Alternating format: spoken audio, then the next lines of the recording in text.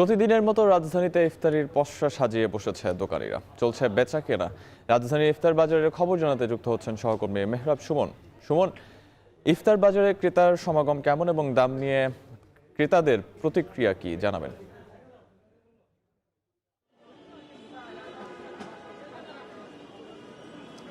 আমি এখন যেখানে দাঁড়িয়ে আছি এটি হচ্ছে ঢাকার রাজধানী ফার্মগেটে, যেখানে শিক্ষার্থীদের মিলন মেলা বললেই চলে, যেখানে হচ্ছে বাংলাদেশের সব থেকে বেশি যে কোচিং সেন্টারের যে ব্যবসা সেখানে, এবং এখানে স্টুডেন্ট বান্ধব হওয়াতে কয়েকটি রেস্টুরেন্ট আমরা দেখেছি যেখানে আভিজাত্য কিছু খাবার বেচাকেনা করছে, এবং ইফতারির জন্য কিছু স্টুডেন্ট বান্ধব যে খাবারের দোকানগুলো আপনারা দেখতে পাচ্ছেন এখন এখানে রয়েছে।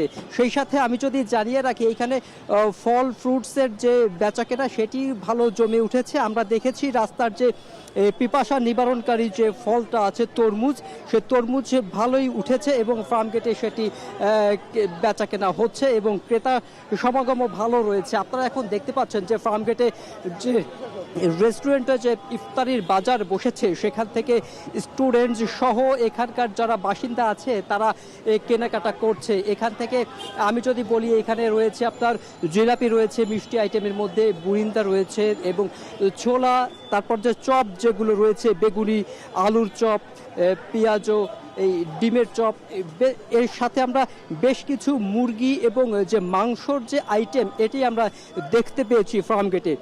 এখানে যদি বলি যে এখানে দুই শ্রেণীর ক্রেতাকে টার্গেট করেই এই বাজারটা সাজানো হয় মূলত ফার্মগেটে।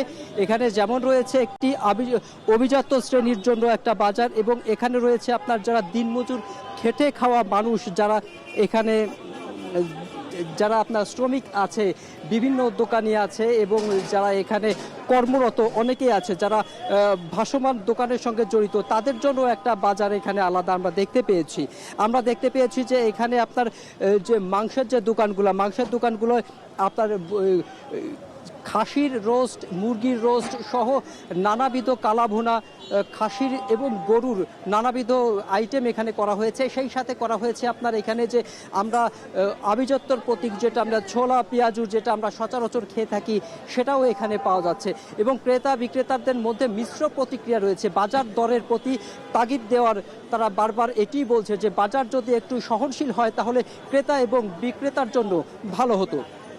সাহাব, এই ছিল ফার্মগেট থেকে আমার কাছে সবশেষ।